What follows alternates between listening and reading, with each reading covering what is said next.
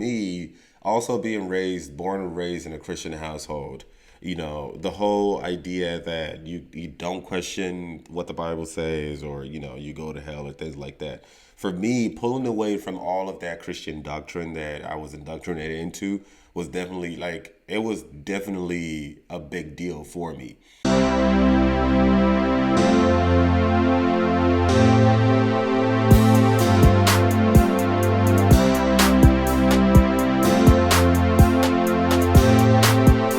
Hello, everyone. Welcome to another episode on Let's Talk About Us with Uche. I am your host, Uche. To everyone who's been supporting since day one, thank you so much for your continued support. I really do appreciate you. If you're new to my podcast platform, please make sure to download, subscribe, share with your friends and family. If you are new to my YouTube channel, also make sure to subscribe and also give that thumbs up and hit that bell notification so anytime I upload a video, you'll be the very first to be notified. So today I have Amber on the the phone with me. We were supposed to do like a Zoom call interview, but then technical difficulties and Wi-Fi issues, and we decided to record on the phone. Amber is on speaker. This is my first time recording someone on speaker on the phone, so hopefully there are no issues here. Amber is someone that I met online. I mentioned earlier before. I've been wanting to expand my YouTube podcast, my platform, and to talk to a lot more people on topics that I find very interesting. And I put like an ad online on Reddit, and Amber is one of the people that responded, and her story is so profound, so interesting to me, and I reached out to her and I asked her if she is willing to be on this particular episode with me, and she was kind enough to give her time. Thank you so much, Amber, for doing this with me. I know it's a very busy day for you in LA. Could you please introduce yourself to the viewers and audience? Hi everyone, I am Amber Rain, Rain, and I chill. Nice. Could you explain where you come from, your background, what you do for a living, all of that? And please feel free to not share any personal information you don't feel comfortable sharing, okay? Yeah, sure. I was born in a town in Louisiana that used to be a neighborhood of New Orleans, which is Metairie, and I was raised in a city called Laplace, Louisiana. And where I am now is California. I unfortunately had an abusive parental situation, and so I went to escape that, and now I am a homeless person in California, which is fun. So at the moment, there isn't anything I do for a living aside from meditate, I guess, and I just live for now. I'm thinking about a job, but resting for a minute. Wow, I'm sorry to hear about your homeless situation. It's really interesting though, all the way from Louisiana to California. How did you come to decide that?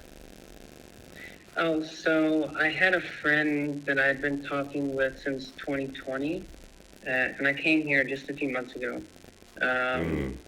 And so we initially started talking, which was just after like a massive meditation experience, and I was like, oh my God, listen to this. This is cool. Like, check this out. And they were like really skeptical, but we built like a really strong relationship over time. And they lived here, and they helped me get to a homeless shelter so I can be relatively situated and away from my mom. So your mom is the abuser in the family? Well, at the time, she was the only one who was still living. And so she was emotionally abusive, like my whole life, I guess, neglectful, and she has her own issues. But it got to a point where my own, physical, mental situations, and she would be not very understanding, and she would hit me and do things like that, and so I had to get out of that situation. And but my father is a much worse package than her. Really? So you just Yeah, you just come from a background of a lot of trauma and abuse and all of that. that is correct. Oh wow. How old are you? I am 22. 22. Oh my God, at such a young age. Huh.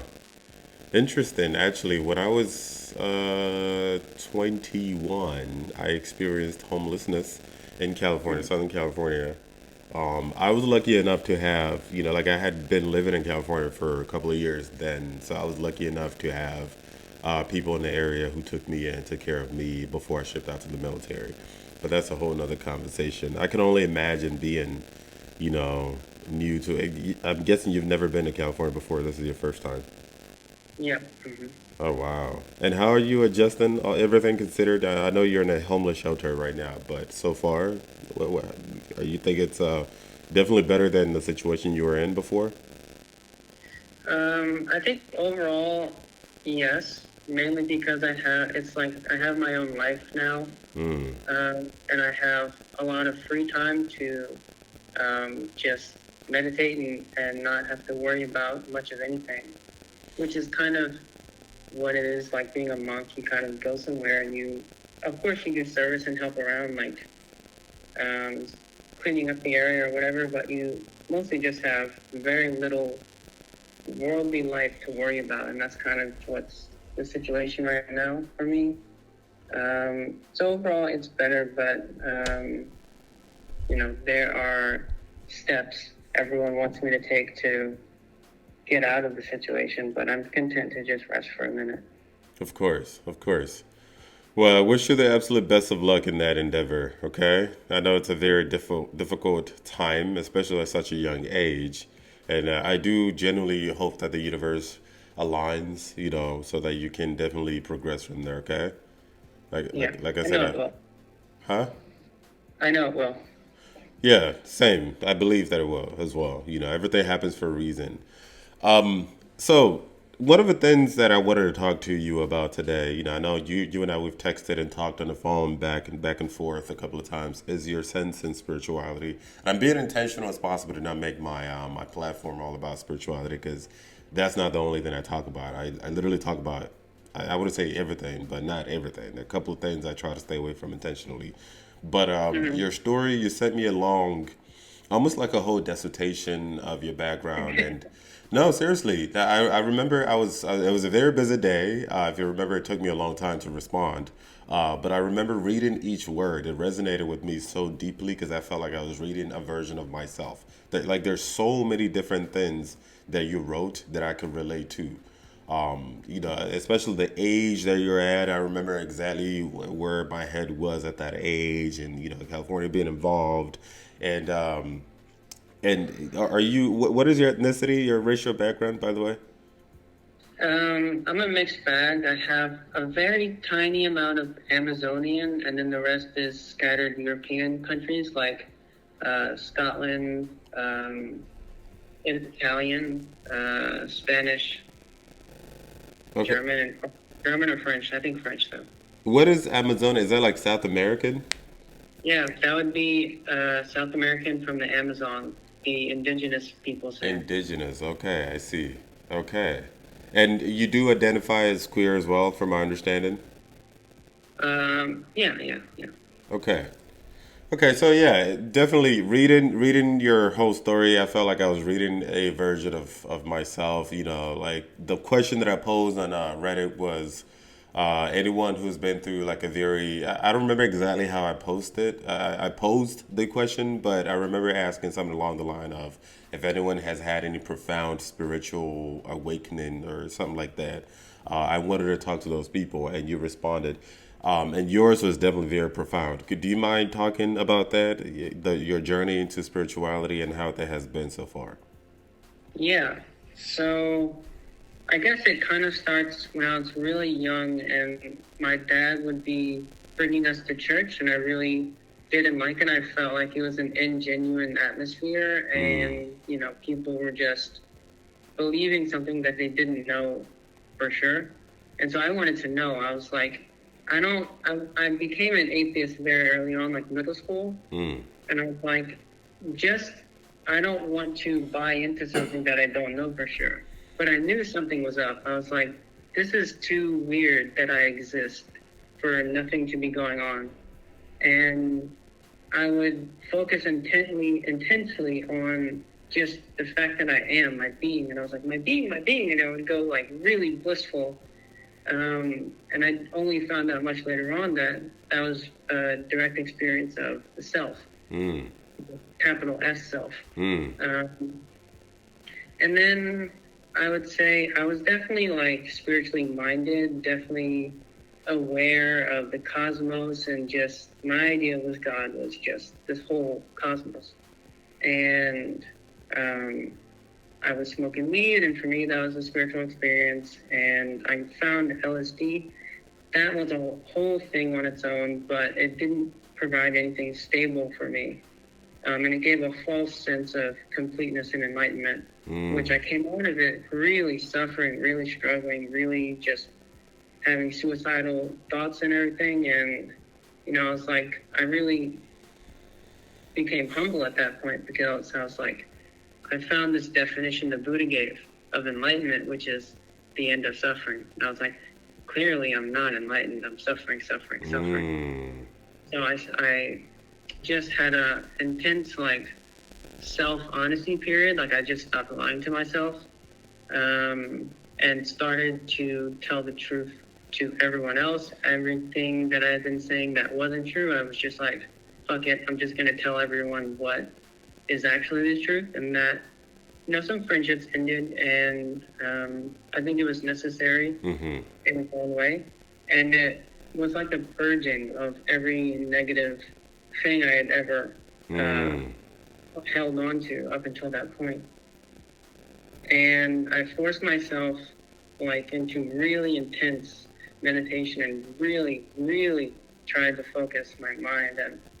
And I wasn't really aware at the time, but later on I got a diagnosis of schizophrenia, which is interesting in its own way. But you can tell like coming from that state of mind, that scatteredness, how difficult it is to focus. And I would try to focus on one thing, and then half a second I'd be on another thing, half a second on another thing. I just couldn't focus at all. But I forced myself to sit down, and I put myself like through rigorous, what India would call sadhana, or spiritual work. And you know, that led to an unfoldment of something that I wasn't quite aware of. And I remember the one major exposure I had to spiritual thoughts, I guess, was the Bhagavad Gita. And I didn't read any commentary because I wanted, you know, just straight from the horse's mouth, what is he saying? And so it confirmed a lot of my thoughts, like, because Krishna was like, I am the sunlight, I'm the taste of water. I was like, yes, that makes sense. You said this is a book that you read? Yes, it's the Bhagavad Gita. It's a holy text from India, which is 80 verses long, I think. And it's a discourse between a person named Arjuna and Krishna, who is an incarnation of the Supreme Being. And then I think I put that down. I kind of just let that wash over me, and I didn't really hold on to it very much, but I became very devotional. And at a certain point, I was just like, whatever this enlightenment thing is, I can't force it. You know, just a few months ago, I was like, I'm either going to kill myself or get enlightened. Like, those are my two options. And I think that intensity kind of produced that understanding of, I can't make it happen. And a few days later, I was sitting down in meditation, my daily meditation, which I normally would sit for like 45 minutes to an hour, under this little oak tree, live oak tree, very important. And I heard this bird above my head. It was going caw, caw, caw, and I was like, wait a minute, that sound, it's up there. How does it get in here in my head to where I can hear it? So I just really paid attention. And I just learned about, in psychology, the the structure of the ear. So I was like, I took the sound and I followed it as it went through my eardrum to the three bones, to the cochlea, and it winded around. And when it hit the auditory nerve, somehow I was just so relaxed and so focused that I went into uh, basically a nirvikalpa samadhi, which is like the world vanishes, all sense experience vanishes, um, everything vanishes, and it's just void consciousness. And that is essentially the reality. And then, you know, things opened back up, and I opened my eyes. I had this big smile on my face, and I don't know how long I was there, but this dog was suddenly barking at me from across the way, and I could see the sound waves traveling in this sphere that was my own being. And it was like, it was a wave that was made up of me-ness. It was all this consciousness. And um, a lot of things got realized in that moment. Stillness, vibration, how they're interrelated and connected. And that has persisted, just pure bliss, pure silence. And from one point, I had to like really force myself to sit down. I could barely do 3 hours one day. The very next day, I sat for like 7 hours. I was like just so in it.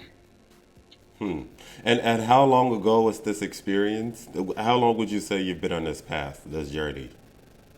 I guess my genuine search, my genuine like, I know nothing, I'm going to look for something, started like late 2019, like October 2019. And then that experience was April 8th, 2020, which interestingly is Hanuman Jayanti, which is Hanuman's birthday. If you don't know Hanuman, that's the monkey god in India. He's not really a monkey, but whatever.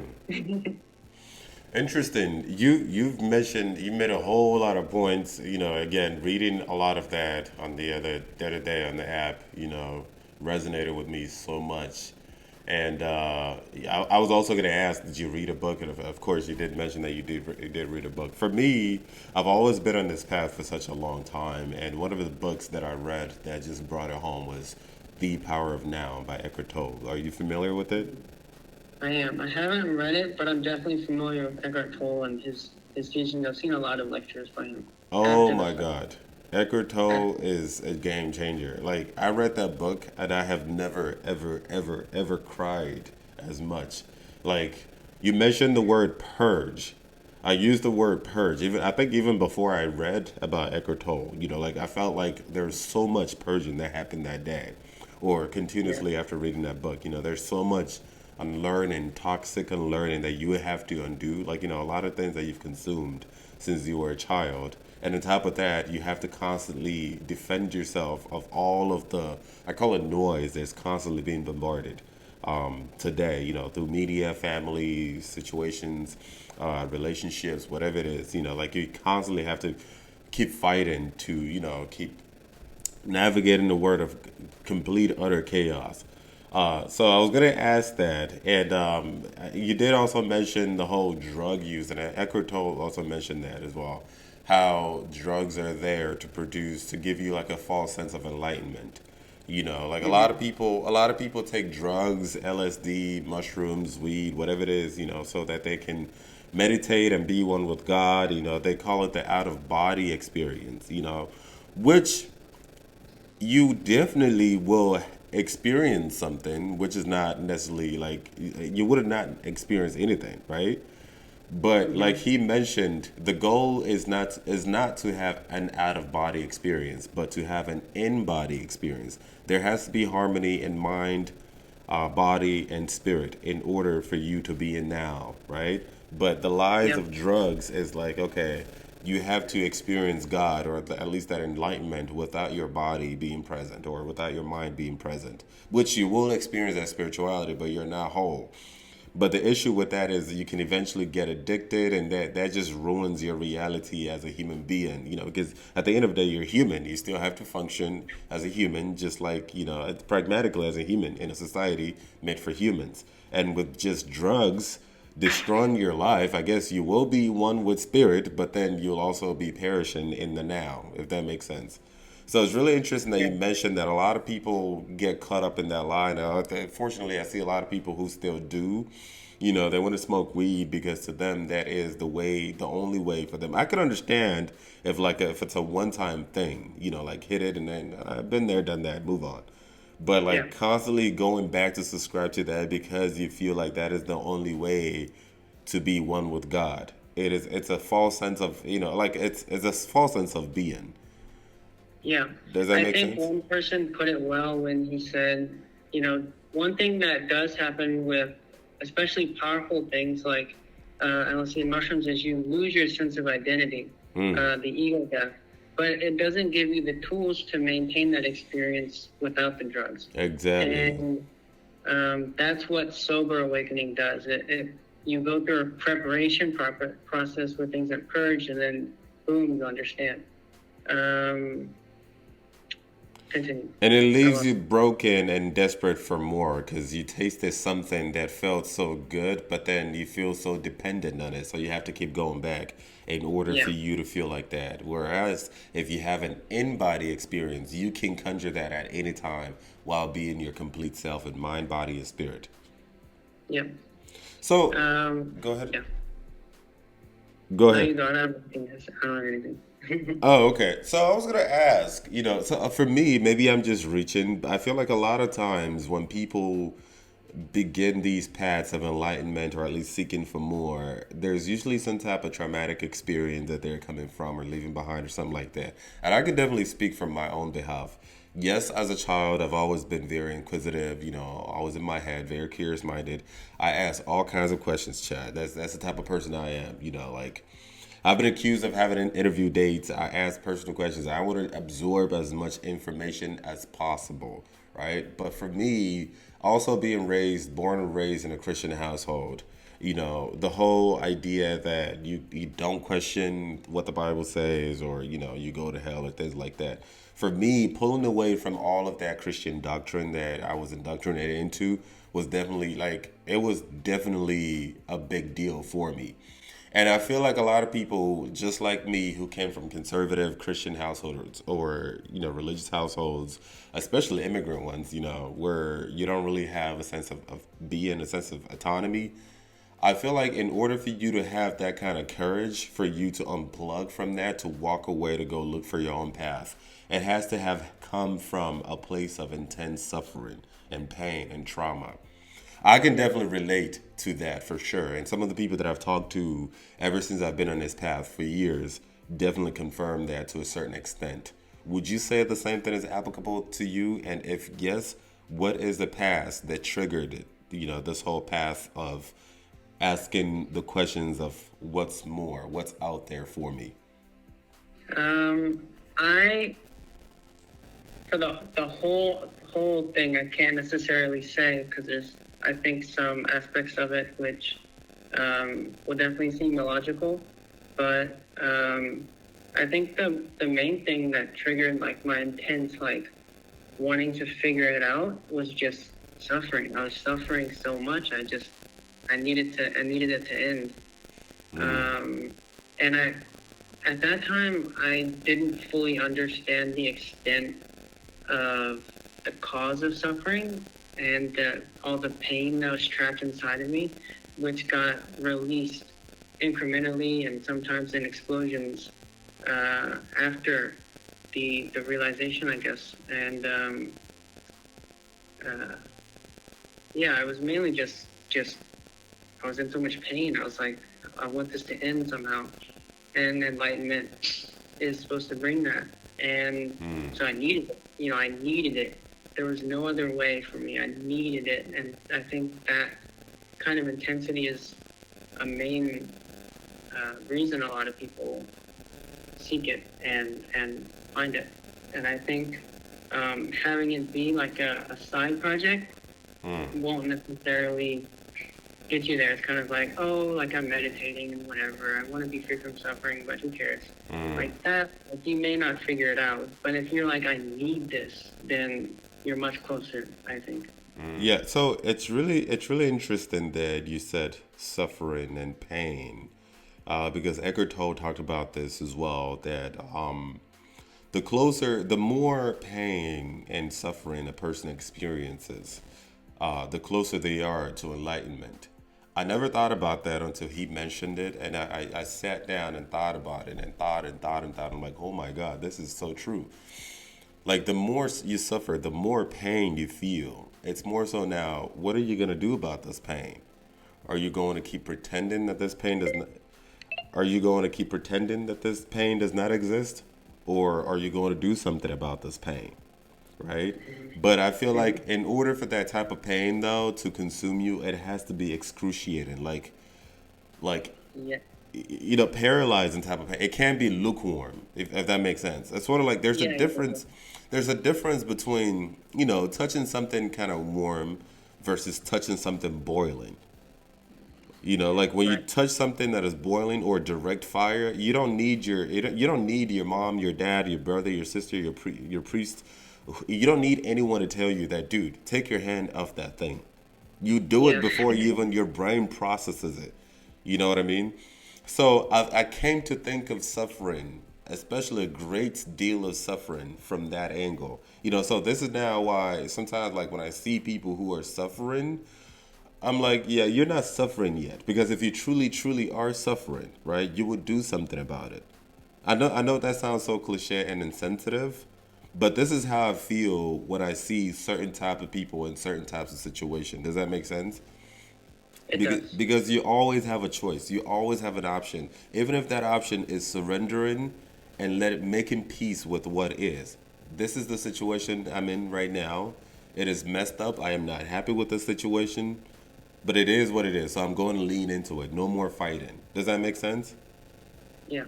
Now, for me, I could definitely speak for myself. For me, that suffering was so intense and so painful and so deep. Being born and raised in a society and household where I never felt like I fit in, constantly being told that I wasn't good enough and things like that, and growing up in a society that told me that I wasn't good enough, and just perpetuating my own pain and misery over and over, and it was just building up, sort of like lactic acid building up when you're working Yeah. out, you know. And I can go on and on and on about what my pain was and how it built up over time. What is that pain for you or suffering? What was the cause and source of your suffering that was so bad that you just had to take your hand off that fire? And if it's too personal of a question, please do not answer. Okay? Well, I guess I'm in a mood right now where nothing's too personal. But it was, I guess, a definite combination of things. Some of it was stuff I dissociated from, um, and some of it was like more recent, like the psychosis that I had. That experience was just beyond like, it was so scary. It was like like when you have a nightmare, it's just like the worst thing. Imagine that, but in your waking, you're awake and you're can't get out of it. You're in a nightmare, and so that was one thing. And the main thing I think that contributed to this vast well within me of darkness and trauma was being molested and sexually assaulted by my father from the time I was a baby until the time I was 4. And I didn't know I had dissociated from that until like a year after my awakening when I smelled crack, somebody smoking crack, and it triggered the memory because that's what he smelled like when he would be doing what he was doing. And that combined with just my parents being dysfunctional and my dad being a drug addict, alcoholic. He was abused when he was a child sexually and had so much trauma of his own that he wasn't willing to face, and that whole influence and the way they were constantly fighting. I would just run in my room and cry. And and I think also being trans in general, growing up, you know, I think the trauma of being raised in a way that doesn't fit what you are is traumatic in itself. It's like I don't know how to explain it, but it's like you're being forced into one thing, and it doesn't fit, Mm. and you can't talk about it. No one talks about it, and you don't even realize what's going on until way after the fact. And then you're like, wow, I've lost my entire childhood because everyone forced me to act and be and play this role that wasn't me. Um, Mm. and, not receiving the love that a child should get, not receiving the attention that a child should get, all of that. And, um, yeah, it definitely, was an avalanche of shit. Mm-hmm.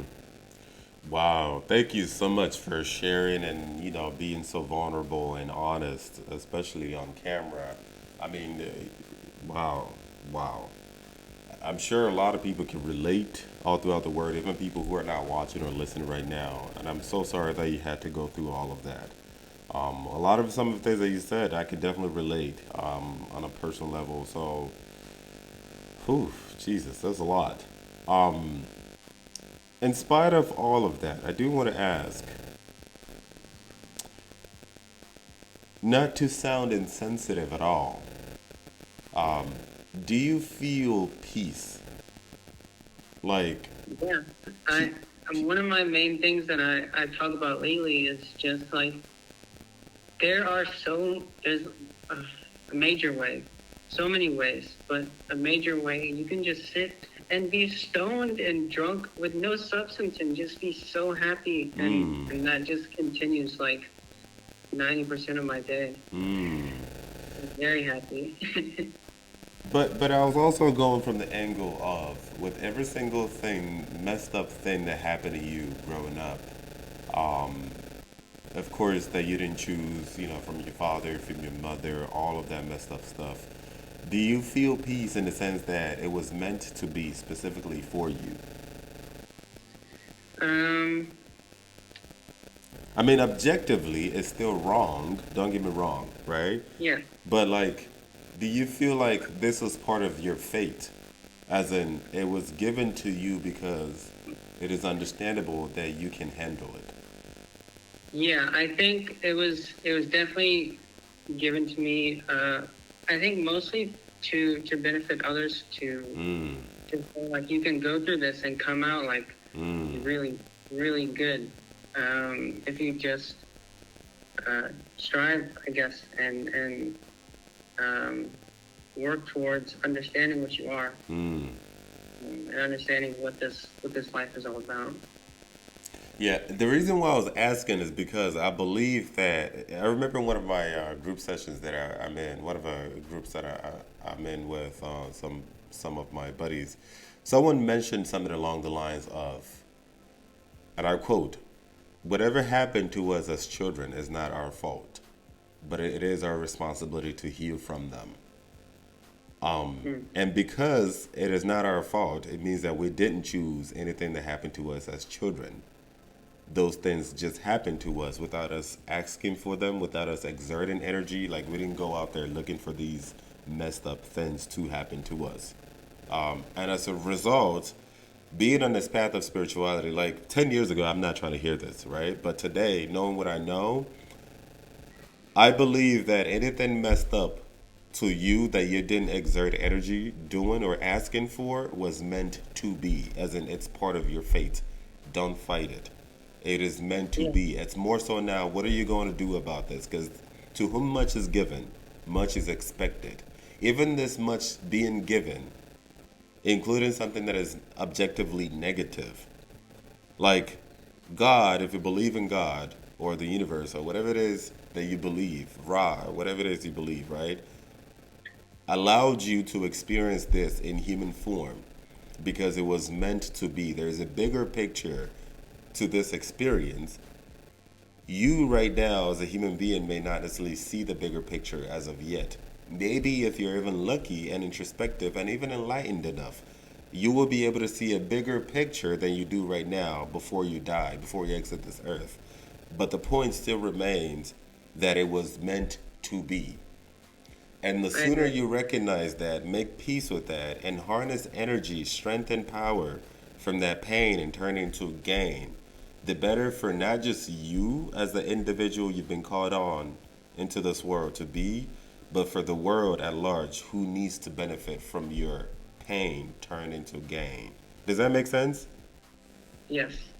And the reason why I had to give a disclaimer before is because for people who are not on that path of journey, that journey or path of spirituality, as you and I are, they may find that offensive. You know, like, what are you trying to say that Yeah. it's my faith that I was molested or whatever it is? You know, that could be quite traumatic. Like, as a trigger for someone, you know, who is Hmm. still going through that pain, attached to that pain, and it's quite understandable. Do you understand what I'm saying? Like, it's very understandable. But the Yeah. point Yeah. is, Yeah. Yeah. what is done is done. It is time to heal. Correct. Do you have anything to add to that? I know I spoke a lot, but I feel like you understand, especially reading everything that you sent me. You understand exactly what I'm saying, and hopefully, someone who's listening also understands the angle that I'm coming from. Yeah. I feel that the pain itself is just energy, Mm, and that energy is like um, inside of you. And if you, the process of healing is taking that energy and turning it into something better. mm, Um, and that's when like something really painful can act as almost like a guru's initiation, where they give you a bunch of energy, and then it's up to you to like have that blossom. And that pain is almost like a gift from the universe to take that energy and transform it into something beautiful. mm. Uh, yeah. It's all about perspectives, and again, I know it's very difficult for somebody who's in the heart of that pain to understand exactly what we're talking about. But like Eckhart Tolle said, the more pain and suffering you experience, the closer you are to enlightenment.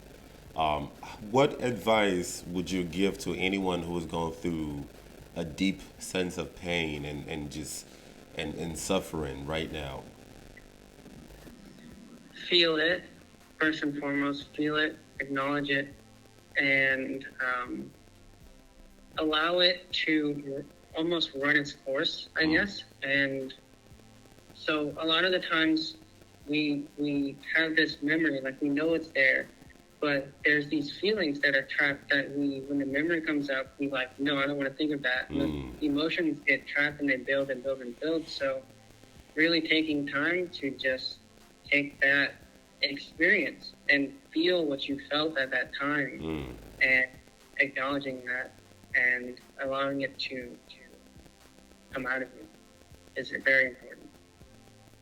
So basically, correct me if I'm wrong. You're saying something along the line of make peace with what is, surrender, lean into it, look at it, Yes. observe it, don't fight it. Yeah, a doctor once talked about like dissociation and how people dissociate away from things. And after my realization, I said something which he was like, "That's the first time I've ever heard that." And I was like, instead of dissociating away from it, I dissociate into it, which is like I forget about what's happening in the present and I go back to that time period, and I sit there and dissociate away from my present experience and go back to the past to allow that to be fully experienced when at one time I wanted to run away. Mm, interesting. Eckhart Tolle mentioned something along that line as well, because he said, "Be the watcher. Don't fight it. Just watch, observe it, look at it." You know, like when you have negative experiences, negative emotions. You know, like when you have those negative thoughts creeping in, don't fight it. Don't deny it. Don't try to push Mm. it away. You know, like even if it's anger or jealousy or whatever negative, objectively negative feeling or emotions that's going through your head, once you see it creeping in, observe it, watch it, and it's really interesting how, and I've done it myself. Um, how that negative energy, that negative feeling dissipates eventually, because it's sort of like a child who is misbehaving and your parent is giving you a stern look. You know your parent is watching. They're not saying anything. They're not buying into your mess. But just knowing that there's an adult who has more power over you watching, the kid just sits down and shuts up. Mm. So it's really interesting. I mean, a lot of people, a lot of spiritual people or gurus call this mindfulness, practicing mindfulness, just but being present in the moment and being as Yep. intentional as possible to not let this negative feeling consume you. And if you're spiritual and enlightened, you'll even embrace it as part of what is. It is what it is, right? Now, what are you going to do about it? If the negative energy is so profound and you feel that there's a necessity for you to walk away, and there's also a pragmatic or like a realistic opportunity for you to walk away, disassociate yourself physically from the source of that pain, sure, by all means do that. But in a situation where you cannot help it, like there's literally nothing you can do, watch it, observe it, make peace with it, because it is what it is. It is part of the process, Mm. right? Yes. Wow. I feel like there's a lot that we can definitely unpack in this topic. And for the sake of this particular episode, I don't want to make it too long. We're already Yeah. in the 40s, 40 something minutes right now. Um, but thank you so much. What do you think the future is for you? Or are you not worried about that at all? Like if you were to say aspirations, things that you hope to accomplish in the next few months, 2, 3 years. I don't think I'm too worried about it, but I do have some insight into the future, but Hmm. I don't necessarily want to talk about it. Okay. So bottom line, you feel like you are in a good place, and you are Yes. also quite confident that your future will unravel itself to amplify that positivity. Yes. I like that. I like that mentality. Definitely much better than I was when I was going through my homeless crisis. I was reeked with all kinds of anxiety and depression and just not knowing where I was headed or what I was doing. Completely clueless. But you seem to be significantly more mature for a 22-year-old. And I'm proud of that. Really, from one human being to another. That's that's definitely commendable, don't you think? Thank you. Objectively, Yeah. that is. Well, I don't know. I bow down to you, though. Thank Well, you. well, there's a lot of 22-year-olds. There's a lot of 32-year-olds, Chad. That's who don't. I don't want to throw shade, but you know exactly what I'm saying. Like life is not about competition, but from what I'm seeing from you, I see a level of maturity, calmness, and positivity radiating. Even though we're just talking on the phone, I definitely see a lot of that. Well, thank you for your perceptions. Thank you, Amber. Thank you so much. Do you have any last words before we exit for this particular episode? Hmm. Find out what you are. Hmm. That's it. Find out what you are. Do you mind elaborating a little bit longer? Like, what is that what you are, and how do you find out what you are for anyone who is going through that? Because we're trying to make sure that this doesn't sound as cliche as possible to someone who doesn't Yeah. understand it. Okay. So that comes from basically one of the main questions that triggered my seeking, which was, what the heck am I? I Mm, exist. What does that even mean? mm, So basically, just, you know, focus on your sense of being. And that would be my recommendation for a meditation practice. Focus on just your sense of being. And basically sit with yourself mm, and and release identification, like claiming and labeling of what you are, and uh, see what's actually here. When nothing, when you're mm, not attached to anything or any identity, see what's here, mm. and that's what I would say. Well, thank you so much. I definitely can relate to that advice. Thank you so much for your time. I really do appreciate it. This is the end of today's episode. Amber, do you have any social media handles that you'd like people to reach out to you through? If you don't have any, that's also okay. If people want to talk, they can. I have Twitter, which is skate, like skateboard, underscore trans, like TRANS, @skatetrans. That's my Twitter if you want to talk. Skate_trans on Twitter. Definitely will put the handle on the screen. And for anyone who is interested in following me on social media, please find me on Instagram at UC_images. Facebook is Let's Talk with Uche. And my email address is let's talk with Uche@gmail.com. Like I said, always, please make sure to download, share with your friends and family, subscribe, and if you're watching on YouTube, also subscribe. Give us a thumbs up or a thumbs down. Please share your thoughts and comments on your emotional, not emotional, but your spiritual journey, spiritual enlightenment, spiritual awakening, whatsoever. If you have any comments, concerns, or even criticism, please, I want to read it all. Send me an email also. Thank you so much for your continued support. Until next time, bye bye.